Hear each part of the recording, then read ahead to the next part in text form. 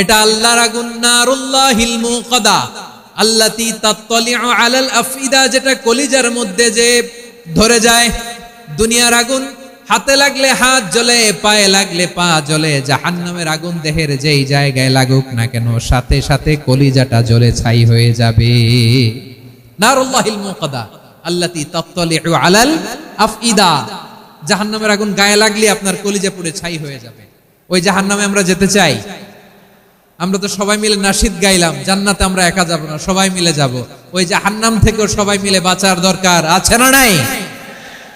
কি ভয়ঙ্কর শাস্তির বর্ণনা যে বিশ্বনবী দিয়েছেন, এত বিস্তর আলোচনার সুযোগ আমার নাই। আমি শুধু সবচেয়ে হালকা পাতলা, দ্য লাইট পানিশমেন্ট, সবচেয়ে হালকা শাস্তি কি হবে এটা বলবো।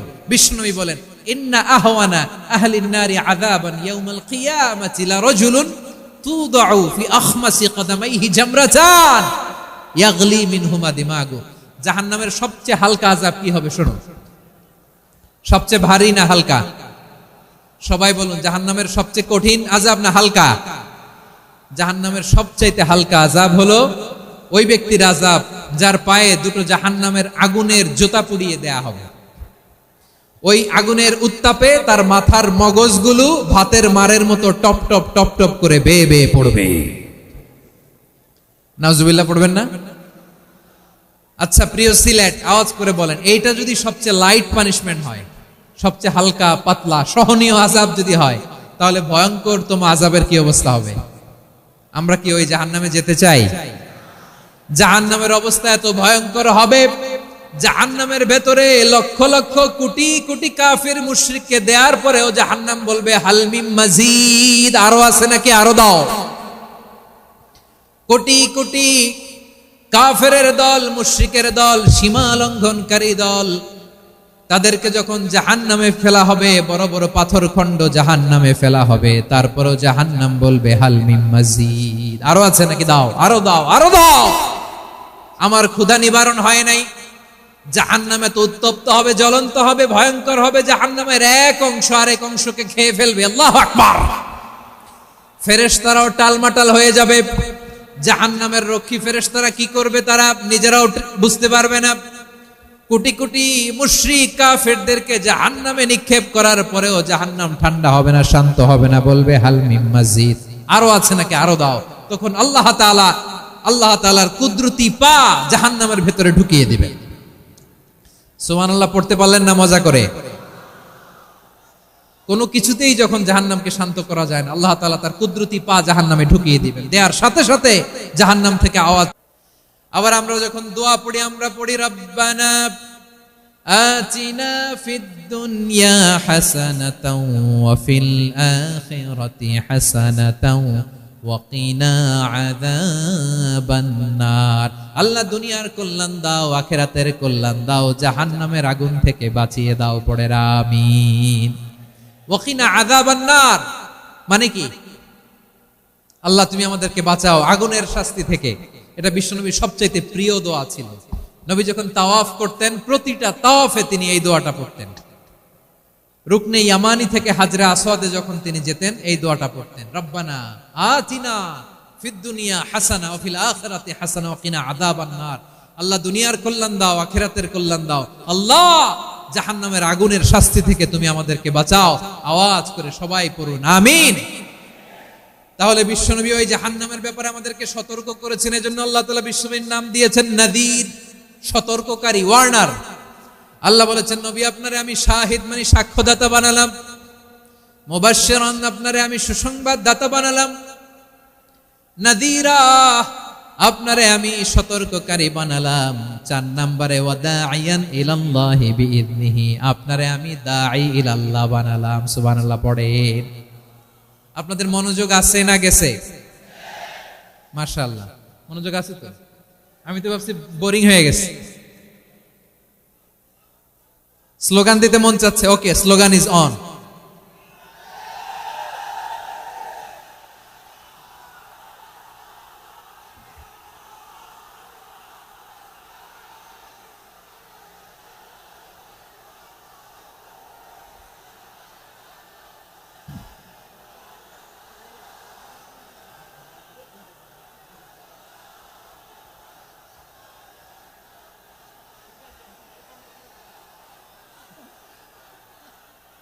মাশাআল্লাহ, মাশাআল্লাহ। হ্যাঁ ঠিক আছে, আর কয়েক মিনিট। ঠিক আছে, আমার দিকে তাকাও, সাউন্ড হবে না, আমার দিকে তাকাও। বৈশিষ্ট্য কয়টা সবাই বলেনি? 5 আঙ্গুল এরকম উঁচু করে আওয়াজ করে আমাকে দেখিয়ে বলো তো বৈশিষ্ট্য কয়টা? বলে ফেলেছি কয়টা? রইল কয়টা? 4 নম্বরে দাঈয়ান ইলাল্লাহ, সবচেয়ে গুরুত্বপূর্ণ পয়েন্ট। আমার দিকে তাকাও, আমার সাথে কানেক্ট করো। অনেক কিছু বলার আছে, আমার দিকে তাকাও। দাঈয়ান ইলাল্লাহ, বিশ্বনবীকে আল্লাহ তাআলা দায়ী করে পাঠিয়েছেন। বিশ্বনবী কি মানব মণ্ডলীকে নিজের দিকে ডাকে? দুনিয়ার দিকে ডাকে? কার দিকে ডাকে? দাঈয়ান ইলাল্লাহ বিইذনি, আল্লাহর আদেশে আমি আপনাকে দায়ী করে পাঠিয়েছি। বিশ্বনবী মানব মণ্ডলীকে আল্লাহ তাআলার দিকে ডাকতেন। আল্লাহ তাআলা বলেন, ওয়ামান আহসানু কওলাম মিম্মান দাআ ইলাল্লাহি ওয়া আমিলা সালিহান ওয়া ক্বালা ইন্নানি মিনাল মুসলিমিন। তার চাইতে ভালো কথা, শ্রেষ্ঠ কথা, কল্যাণকর কথা আর কার হতে পারে যে মানুষকে আল্লাহর দিকে ডাকে, সৎকর্ম করে আর বলে আমি হলাম মুসলমান। সুবহানাল্লাহ বলেন। এবং এই যে দাওয়াতি কাজ বিশ্বনবী করবেন, এটার একটা মেথডোলজি আছে। বিশ্বনবী কিভাবে দাওয়াতি কাজ করবেন উম্মার মাঝে, এটাও আল্লাহ তাআলা দাওয়া মেথডোলজি তিনি শিখিয়ে দিলেন। তিনি বললেন, উদউ ইলা সাবিলি রাব্বিকা বিল হিকমাতি ওয়াল মাউইযাতিল হাসানাতি ওয়াজাদিলহুম বিল্লাতী হিয়া আহসান। নবী হে, আপনি মানুষকে আপনার রবের দিকে ডাকুন প্রজ্ঞার সাথে, বিচক্ষণতার সাথে, সুন্দর কথামালা দিয়ে, উপদেশ দিয়ে। আর যদি আল্লাহর দ্বীন প্রচার করতে যে কারো সাথে তর্ক করতে হয়, সর্বোত্তম পন্থা। হিকমা মানে হচ্ছে knowledge plus common sense equals to হিকমা। আল্লাহর দেয়া কোরআন সুন্নাহ এবং আপনার কমন সেন্স দুইটাকে একসাথে মিক্স করলে এটা প্রজ্ঞা হিসেবে রিফ্লেক্ট করে। শুধু কোরআনের আয়াত মুখস্থ করলেই হবে না, হাদিস মুখস্থ করলেই হবে না, এটা কিভাবে উপস্থাপন করতে হবে সেটাও জানার দরকার আছে না নাই? কি বলতে হয়, কতটুকু বলতে হয় সেটাও জানার দরকার আছে না নাই? সেটার নাম হচ্ছে হিকমা, প্রজ্ঞা। এই প্রজ্ঞার সাথে, বিচক্ষণতার সাথে আমাদেরকে দাওয়াতি কাজ করতে হবে। বিষ্ণু ইসলামের দাওয়াতি কাজের পন্থা দুই একটা শেয়ার করে আলোচনার ইতি টানবো ইনশাআল্লাহ। নতুন কেউ দিনে ফিরেছে, ইসলাম মানতে চায়, আপনি যদি বলেন তোর 5 ওয়াক্ত নামাজ পড়তে হবে, রোজা রাখতে হবে, তাহাজ্জুদ পড়তে হবে, তোর দাড়ি নাই কেন, তুই তো জাহান্নামে যাবি, এরকম অনেকে বলে কি বলে না? বলা যাবে না, এগুলো বলবেন না। দাওয়াত দিতে হবে গ্রাজুয়ালি, ধীরে ধীরে মানুষকে বোঝাতে হবে। একবারে ইসলামের সব মানুষ মানতে পারে না। আপনারা কি জানেন মদের হারাম হওয়ার বিধান একবারে আসে নাই। প্রথমে বলা হয়েছে মদে কিছু উপকারও আছে, ক্ষতিও আছে, তবে উপকারের চেয়ে ক্ষতি বেশি। সাহাবারা সাবধান হয়ে গেল। এরপর বিধান নাজিল হলো, তোমরা নামাজে যাওয়ার আগে মদ খেও না। 5 বেলা সাহাবারা আর মদের কাছেও যেতেন না, আরো সাবধান হয়ে গেল। সব শেষে ইন্নামাল খামরু ওয়াল মাইসিরু ওয়াল আনসাবু ওয়াল আজলামু রিজসুম মিন আমালিশ শাইতান ফাজতানিবু। মদ, জুয়া এগুলো শয়তানের কাজ, এগুলো থেকে বিরত থাকো। সবাই মদ খাওয়া থেকে একেবারে বিরত রইল।